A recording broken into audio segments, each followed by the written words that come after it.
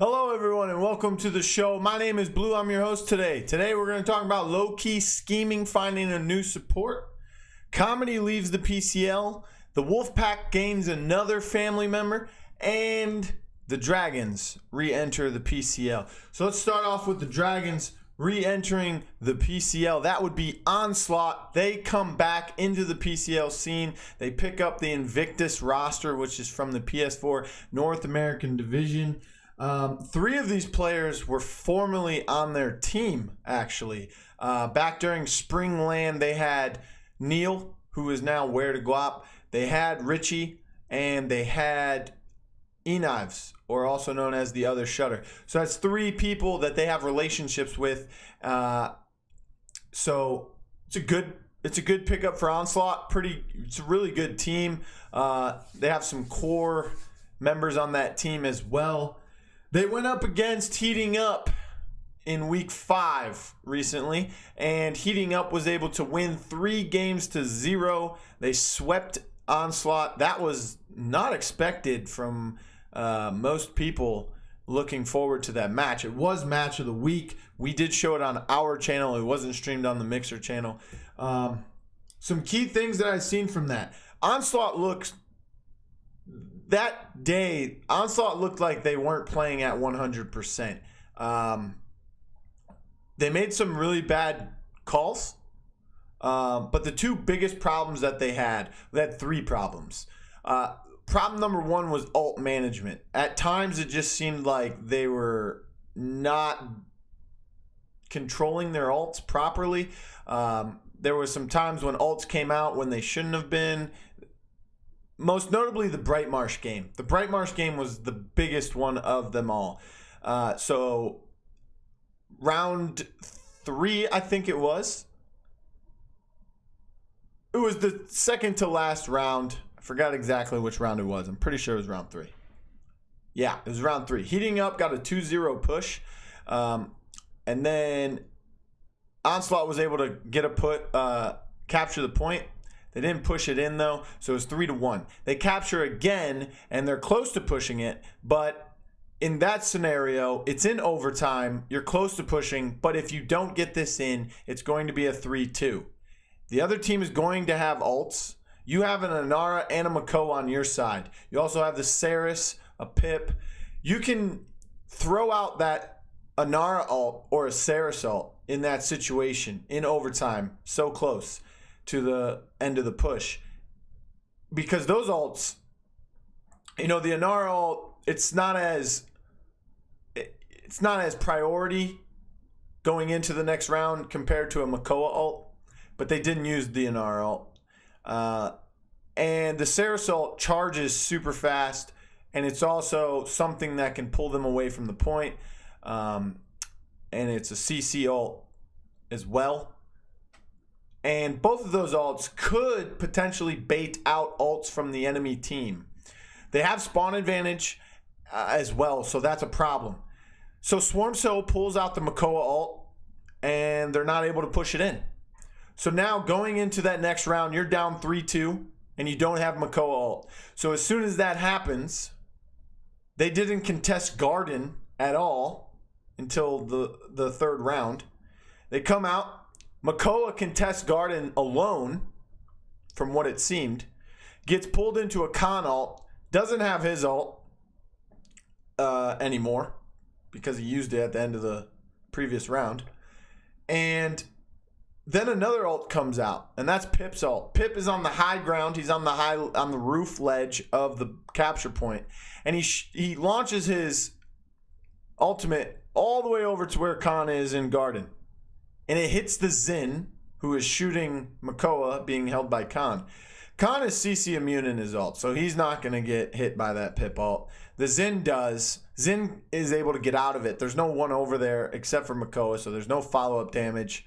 I kind of get the idea TKO was going with that Pip ultimate, but at the same time, when Makoa was dropped from the Khan ult, he was still alive. But now he's trapped in a room with Khan, Xin, and there was a third member. I can't remember exactly who it was from Heating Up. So he's in a 3-on-1, He doesn't have his ultimate. He can't drag that fight out. He can't get out of there. He dies. Someone else on points gets killed. And that right there is pretty much the game, because on Brightmarsh, they're going to get zoned out. Heating Up plays Brightmarsh beautifully. Probably the best Brightmarsh team in the game right now, compared besides maybe Flashpoint and Elevate. So that was one of their problems. The second problem is every time they did ult and had good ultimates coming out, there's really no coordination, no communication on it. You know, Saris would throw an ult out, and then it was like, oh yeah, I pulled 3 people, but no one's really following up on that with damage. So that was another problem. So Onslaught has a very specific problem with them right now, moving forward. If Onslaught wants to contest with Heating Up, they're going to have to make a roster change. The problem is that it's going to be very difficult. I believe that the problem with Onslaught's roster is their front lines. They lost Dovahkiin, and Dovahkiin, you know, was a big loss because of his skill, obviously. But if you want to really dive into it, Dovahkiin leaving Onslaught was a bigger loss because he was able to play the frontline champions that they just haven't been able to play without him. I'm looking at the Makoa. I'm looking at the Torvald. I'm looking at the Ruckus, and I'm looking at the Khan. They have players that can play these, but not as good. You know, Swarmso can play the Makoa. Swarmso is a better coach than he is player. He's a good player, but he doesn't really have that effect on a team as a player that he has as a coach. And it's sad to say that, because I know he wants to play. I know he's been grinding. I know he's been putting in the necessary work, but it's not there. It's not there, especially if you want to contend with Heating Up. The next problem is if you bring back Sorrow, if you say, hey, Sorrow, we need you to be starting rotation again. He can't play any of those tanks either. He can probably play them, but he can't play them well enough to be that guy. The other shutter on tank, in the past when he's had to flex the tanks for his teams, like Streets of Drury Lane, Oni Channers, of that sort, he can play Torvald fairly well when he is forced to. But mainly in the past, 90% of his frontlining has been on Anara or been on Fernando or maybe a Barrack here and there. So they really don't have anyone that can play Makoa, Khan, Torva, Ruckus at the level that they need them. They don't really have a real off tank. They have these Ashe players. That's another one other Shutter was known for. They have these Ashe players. They have these Anara players. They have these Fernando players and these Barrack players. But they really don't have some of them can play Makoa to a decent level, but they really don't have that Khan, Torv, Ruckus level that Dovo brought into that team. So that is the problem with them. Second problem is Sorrow won't help them, because that is another player with the same tank pool as Swarmso and E-Knives or other Shutter pretty much. So that's a problem. The next thing is that there's hardly any top free agents. I can't even name any off my head right now. I mean, iCoin, but I don't know if he has a PS4. I heard he doesn't even play the game anymore. Bishop could play frontline for you guys, but I'm pretty sure he is building a team on Xbox for relegations. Proud Moth, I'm unsure if he's on a team, joining a team, building a team, wants to play Paladins anymore, or even owns a PS4. So that's 3 Xbox guys right there. Some PS4 guys that I can name is Centurio and Itik. They're from the European side of things. Centurio can play the Ruckus. Centurio can play the Khan. He can play the Torvald. But I'm pretty sure he's on a team that is trying to make it to relegation, so I'm unsure about that. Itik was kind of a flip-flop last season for Cyclone, so I don't know. Also, he's kind of a damage, and most of the front lines he plays are the same ones that, Onslaught already plays. And, you have Schlurpies out there. Not sure if, they would be interested in him. Not as skilled as them, but, then again, these are just players I know off the top of my head, and I can't really name any that are at their tier of play. So that's a problem. Another problem is that platforms now lock players. So, people from Xbox that aren't happy with their current situation, they can't even come over if they've played more than 4 games in the PCL already. And that's 4 games, not 4 weeks. So, that's one. You play 3 games and you 3-0 someone in 1 week. That's 3 games towards your lock. So that's another problem with Onslaught. They need to find an off tank. They need to find someone who can play those damage tanks and play them as well as they need them to go up against heating up again. Either that or they switch up the drafting that they are doing. You can already tell they don't go after Ruckus. They don't go after Khan. They go after Makoa sometimes, but not really. They went up against heating up 3 games. They give Dovo 2 of his best champs. They give him Ruckus game 1. They give him Khan game 2 and game 3. That's their problem right now. Onslaught needs to find an off tank, or they need to severely change their drafting.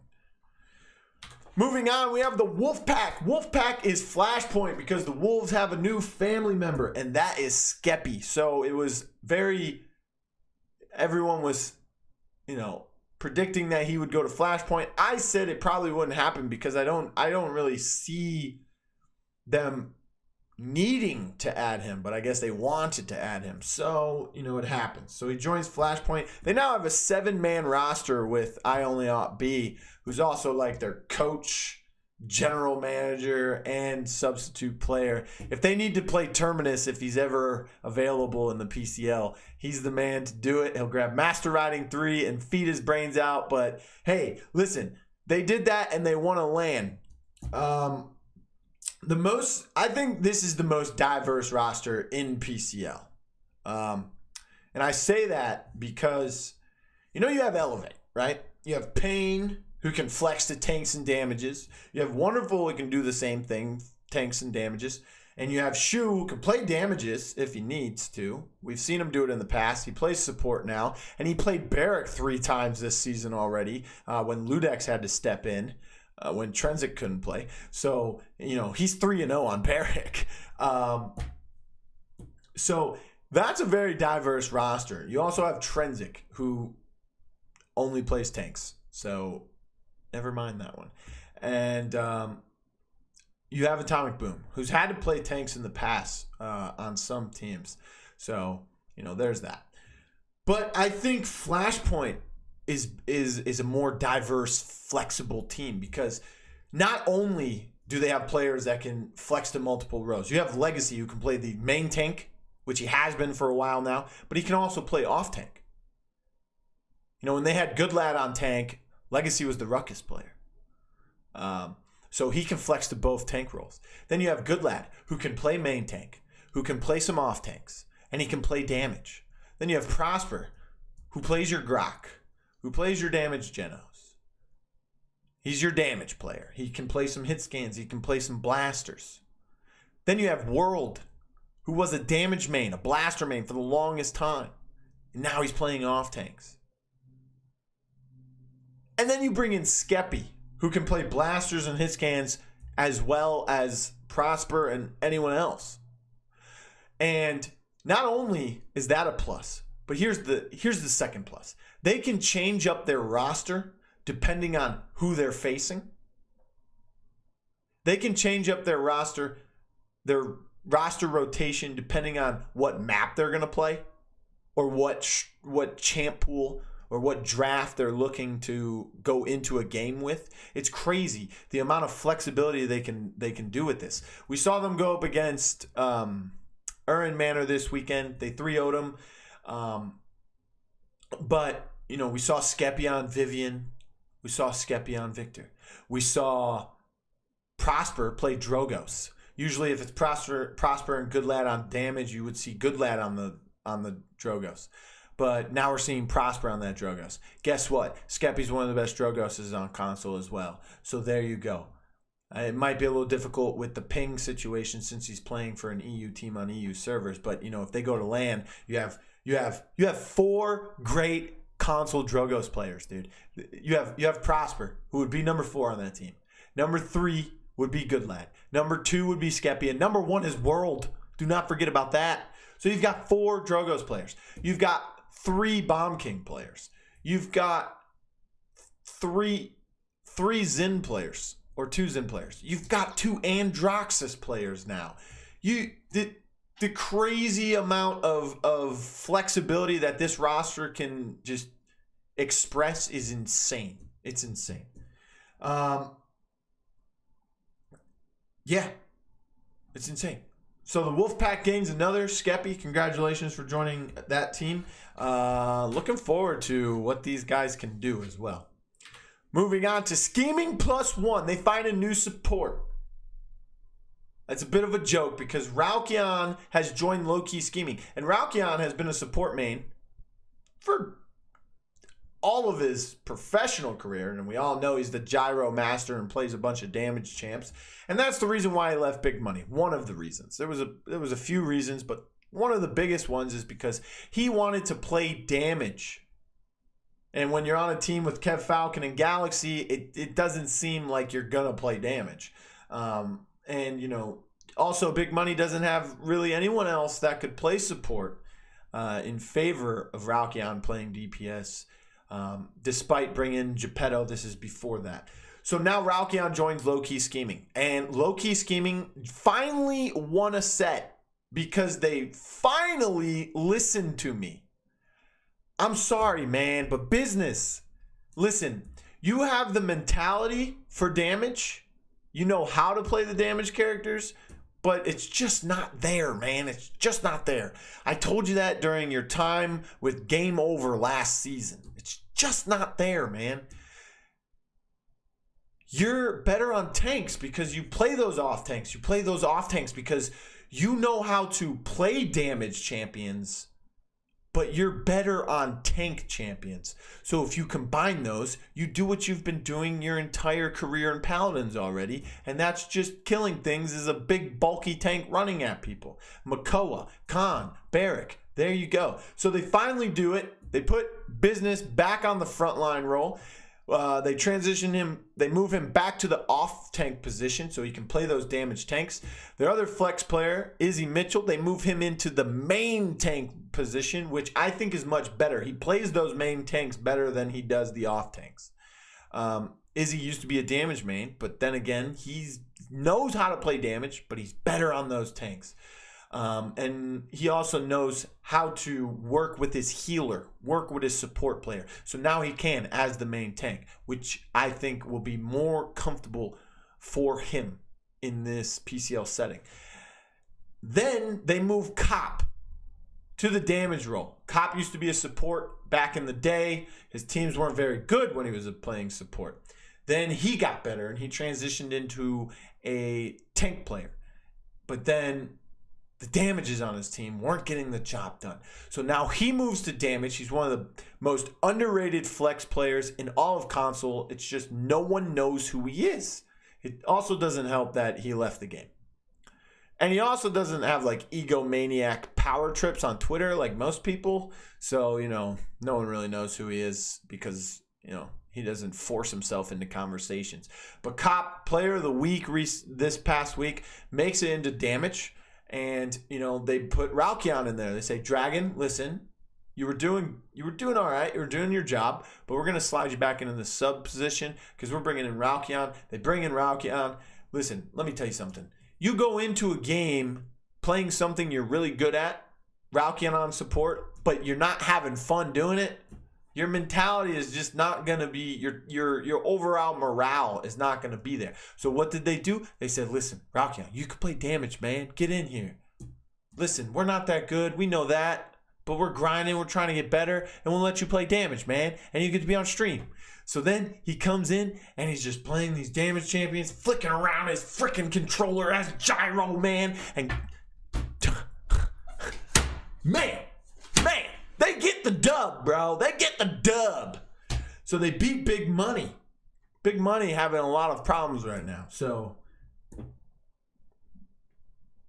great job, low-key scheming. And shout out to Hatsu putting together a roster that stuck by him. Keep going, boys. Up next, we have Benji Tech, and this is in favor of iTech. So, whoa. I had graphics, and I forgot what they were for. Oh! Let's talk about TKO. I knew I had a graphic for this, man. Look at this. By the numbers, let's look at TKO's season stats from 2018's PCL to 2019. Look at the improvement. Yo, so Comedy, this kind of goes into the Benji Tech thing. Comedy from iTech leaves the PCL. He leaves iTech as well. And he was actually the front runner for most improved player. We put out a graphic on the Console Pro News Twitter maybe a week ago, a couple days ago, about that. And, he was the front runner for most improved PCL player this season so far, but who was right behind him was TKO Ghost. Now that Comedy is gone and out of the picture, he could technically still win it, but 4 weeks wouldn't be enough if TKO Ghost goes the distance in the PCL. Look at the difference right there. 0.88 KDA in the first season with warm-up. They had 10 players on their roster. Now, granted, TKO not only got stomped every week on that team, along with his teammates, but he also was flexing a lot. He was playing a lot of characters. He was playing some damages, he was playing some front lines, and he played some supports. But, he was given the reins from Garcia to do the drafts, and learn the game, and look what it got him. He was the #1 GM with the cockiness. I told him, you don't mean crap to me until you prove it. So he went and played in the PCL, got his face pushed in every week. Look at those numbers. And now look at him this year. He had 41 kills in 6 weeks of play last season. He's already at 129, crushing it. 83K per game. In the damage department, his assists, his kills, it's all up, man. Congratulations, TKO. Leader for most improved player of the year so far. That could change, who knows? So let's talk about Benji and iTech. They lose Comedy, which is a big hit, losing him because he was doing really well in the lineup that they had. Another Ralkion type situation here. Benji wanted to play damage. His morale was up. He was happy doing it, and he was putting out a lot of numbers. He's actually second in the league for most kills right now, Sir Benji. And now they bring in a player. When they lost Comedy, I said, what do? Do they bring in an off-tank, or do they bring in a damage player and slide Benji back? And guess what they did? Benji must have said, listen, guys, we're going to find a damage player because, I feel like that's going to be easier than trying to find a tank player that knows how to play tank at this level of play, especially when you have to go against teams like Erhenmanner and Flashpoint on the daily, man. So Benji says, you know what? I'm going to go back to tank, which he's been playing all of his career. And they brought in a new guy, I don't know how to say the name because it has an E and an I at the end. So Paradox or Paradoxy. We're going to call him Paradox. New guy. I don't know where he came from. Kind of just jumped out of nowhere in my eyes. I've never seen this person before. Apparently he's a French player. His Twitter avatar is Eevee, so maybe he likes Eevee. He came in, he was playing some hit scans, and he was doing fairly well. They lost one game, and the only game they lost to Stush was a 4-3. Stush is really, really slacking all of a sudden. Or not really slacking. They just, what it is YCTG last season won some games, but they weren't able, it was best of threes. back then. YCTG wasn't able to force a game 3 against anyone. That was their problem. Even if they won game 1 or they won game 2, they weren't able to really force that game 3. I mean, if they won game 1 or game 2, they'd force game 3. But they weren't able to win a game to force that game 3. You know, there were some game 3s. Cyclone would force the game 3 against Flashpoint pretty often last season. So Stush, they're getting wins, but they're only getting 1 win, and this is best of 5. So they're not able to push it to that 5th game. They're not able to find success in that second time. Their best map is Splitstone Quarry. Unfortunately, they lost. I believe they played it this week, right? Yes, I believe they do, if I recall correctly. I don't know. I read all of this stuff like 20 times. I lose count. I'm pretty sure they played Splitstone Quarry and they lost it. I think that's the first time they lost Splitstone Quarry this year. The week before, someone banned it on them, so maybe not playing it 1 week kind of threw them off. Maybe they've been practicing other maps. Who knows? But Paradox doing really well. Stush Gaming kind of slacking off. The problem I have with Paradox on the DPS position now is that you're paired with Atomic AMK. Atomic AMK was the runner-up for Rookie of the Year last season, and great player. But you know, Drogos kind of fell in the meta, so he's not able to play that Drogos. Bomb King. He's a really good Bomb King, but he still has room to improve on it, of course. And he's been playing a lot of Grok. He's been playing a lot of Pip, so he's the flex right now. But there's not as much veteranship or veteran leadership on the damage side for iTech now with Benji back on tank. But, you know, Benji's still there, so he's still able to help them. Tariq is still there. Both of them have these damage roots instilled within them. So if they're able to help Paradox and AMK as well, then I think the team will be all right. Will they beat Flashpoint now? Probably not, but they look very clean. They lost that game to Stush 4-3. Other than that, they 4-0'd them 3 other games, so they're looking really good. Next up is Radiant. First of all, Luke, you need to contact the owner of Radiant and tell them you need a new controller, because I don't understand why you are raging so hard that you're throwing your controller. And, you know, if you want to message me and say, hey, here's why I'm raging, let me know, because I'm going to let you know what you should be raging about, okay? Here's the things you need to be raging about. You are having roster problems. Radiant is having the biggest roster problems of anybody, even worse than Retaliation, because they're not only changing players, they're losing players for God knows what reason, and those players are going to better teams and becoming better players, like Whitey. I told you weeks ago, bring Whitey back. What happened there? Valerian comes in. Where'd he go? Niju comes in, and I don't know what Niju's been doing, but he ain't looking like regular Niju. What's happening? Another thing is Sheik. Who is Sheik? Westside, you know, he travels for work. He's an underwater welder, so he's going to be gone for a while. And you bring in Sheik. I don't know this guy. I haven't seen him in any PCS play that I remember. He was not in the PCL last season. I don't even know if he was competing in the group stages or in qualifiers. But the only thing he did well was not die as much as everyone else. Because he's playing Leon with 100 yards back. He also owns another org. That's conflict of interest, isn't it?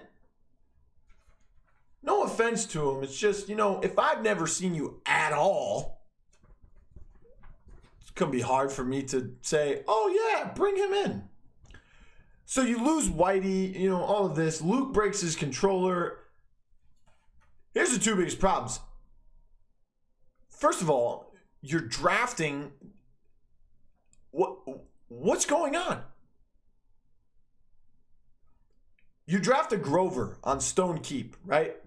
You've got Khan and Grok. You've got Khan and no, just Khan. You guys are on the defense, right?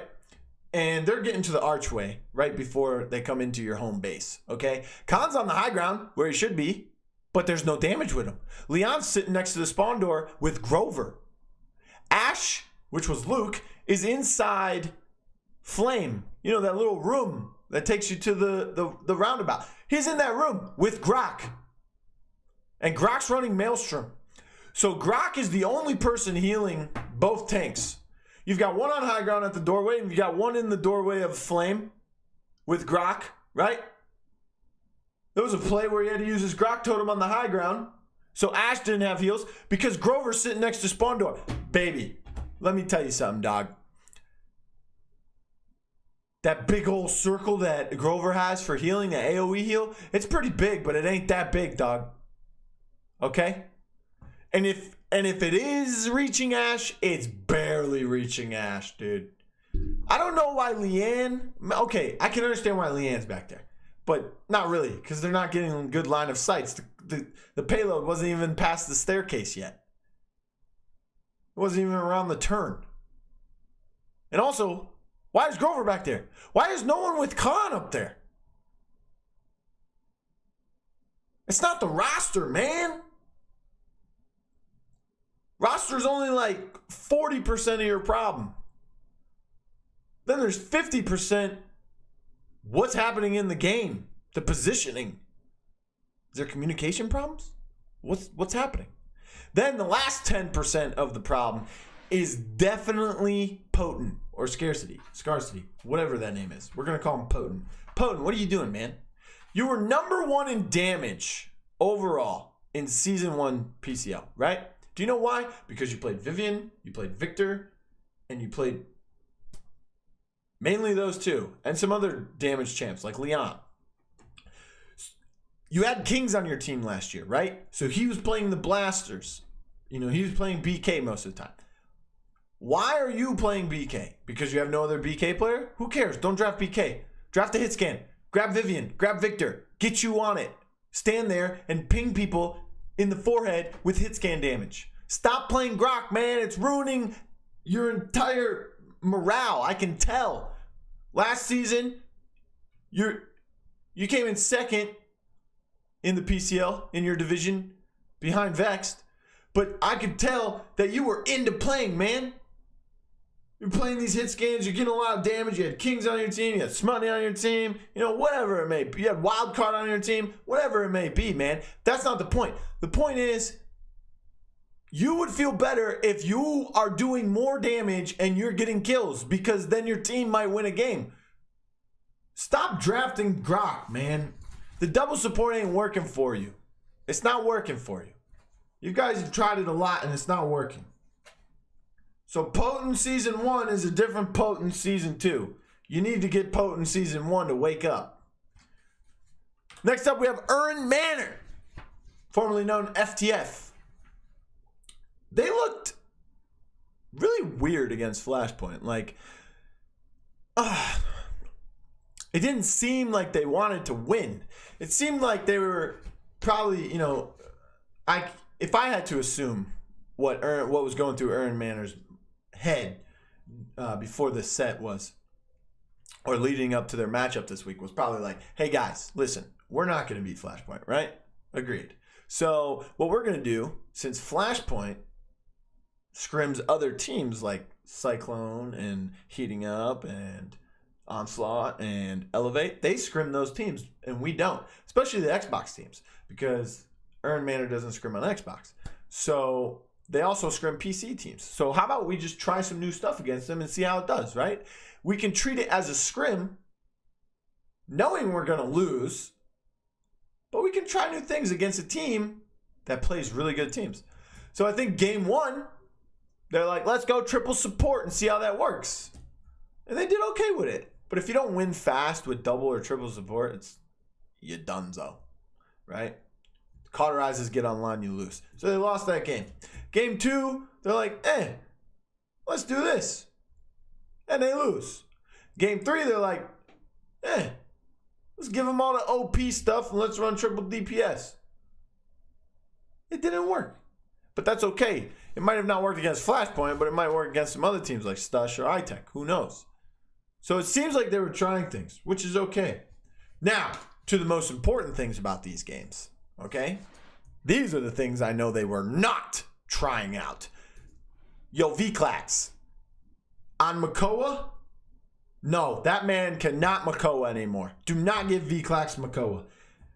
There was times on Serpent Beach he's standing behind the podiums. First of all, you shouldn't be there. You're getting hit by every angle. Second of all, because you're getting hit by every angle, you just look like a turtle with Down syndrome or like, no. Sorry. Excuse me. I didn't mean to say that. What you look like is like when someone blindfolds you and you put your head on the baseball bat and you spin around before you hit the piñata. And then when you stop spinning, you're like, oh. That's what V-Clax looked like on Makoa. Okay? Second is Beanie's barrack build. He's running tinkering. He's solo tanking. They're running triple DPS. He's playing barrack. He does not have bowling ball, so he doesn't get a shield when he dashes. He doesn't have the cooldown reset on his dash either. He has the card where, like, your turrets stay alive or go up faster. What does that do if you're dead? Your turrets disappear. He had a turret build. You need to fix that. That was second problem. Third problem, Vcon's builds. The Saris build, only 2 points into Veil. It's not good, but I mean, if that's what he runs, if that's what he's comfortable with, that's his playstyle, then whatever, right? Whatever. That one I can let slide. I can let that slide. The one I cannot let slide is your Tyra build. That's a really good Tyra build for Mercy Kill. But you were running Hunting Party. You need a Hunting Party loadout. Maybe you picked the wrong loadout. I don't know. Maybe you didn't know you were going to be playing Tyra. I don't know. You're the support player. But obviously V-Clax can't play the third support. So, and Beanie is the main tank. So, there's that. So, Erhenmanner, go through your loadouts, talk to some other players, talk to some teams, talk together, research, whatever.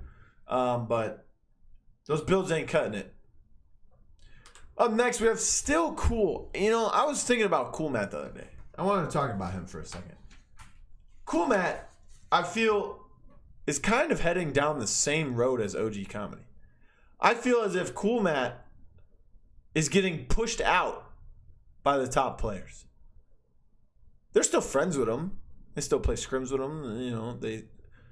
They still include them in tens. They still include them in their party chats. They still hang out. They still play casuals together, whatever it may be, or ranked or whatever. They still do their hangouts and stuff. But I feel like Kuhl Matt is, they did the same thing with Comedy. They're kind of pushing him out. He joins Onslaught for the Summer LAN, and they win, largely in part to him. Then HRX comes around. He plays the entire PCL season, and then they replace him with Hilltime for HRX. And we all know what happened there. Then Onslaught breaks up. Miracle leaves. Doesn't take Kuhl Matt. And, Comedy joins iTech, and Richie is now on Onslaught. And, Elevate brings in Exodia or Atomic Boom. They don't bring in Kuhl Matt. And Kuhl Matt's kind of looking for a team. Maybe he wants to go to Xbox EU. Maybe he wants to stay on Xbox NA. And I had a talk with him before he joined Cats on Mars. I said, man, you should do this. That would be a good option for you. And he said, I'm just keeping my options open right now. I said, what are you talking about? I just gave you an option. A good one. He said, well, I'm trying to go to... trying to make the next LAN. The option was low-key scheming wanted to pick him up. So he subbed for them in a qualifier. And I said to him, listen, you go to Xbox NA, you ain't making LAN. Unless you get on Elevate. It's not going to happen with Cats on Mars, man. Cats on Mars is not beating Elevate for a LAN spot. They might, pull out a miracle and beat them in one set this year, but they're not making LAN over Elevate. Also, you're telling me no one wanted Kuhl Matt? No one good? One could argue that he's better than Boom, and he could be on Elevate. I'm not saying that. But some people have told me that. It's too late for him to swap consoles. He can't go to PS4. He's already played more than 4 games on Xbox, so he's stuck on Xbox. He can go to Xbox EU, though. But I would say that one of the problems with Kuhl, Matt, the biggest problem, is that his champ pool is kind of deteriorating. Lex is banned in PCL. He plays Drogos, but Drogos is not really good right now. He plays Strix and Willow, and he has this season, and he shined on them, but they're kind of not good either. And then he plays Victor and Vivian. But half of the community does. So I feel for Kuhl, man. I don't want him to end up nowhere. I mean, he's not nowhere. He's on Cats on Mars. Got a good relationship with those guys, but they're not beating Elevate for a LAN right now. Who knows? In 20 weeks, maybe Elevate will lose 10 sets in a row. Who knows? You know? All right. Last but not least, we have match of the week coming up. Once again, match of the week is Bust Down versus Cyclone. This is important because Bust Down is the only team to take a map from Cyclone, right? So, they're in the same scenario that Heating Up and Onslaught were in last week. If Bust Down beats Cyclone 3-0, Bust Down's in first place. They'll have the same game differential, plus 11 on each side. Cyclone's plus 14 now, so if they lose 3, they're at plus 11. And Bust Down's at plus 8, so if they win 3-0, they're at plus 11. Both teams will be at plus 11, and both teams will be 1-1 against each other. But because Bust Down took 1 game off Cyclone in the first set, where Cyclone won 3-1, they would technically be 4-3 against Bust Down, and Bust Down would be 3-4 against them.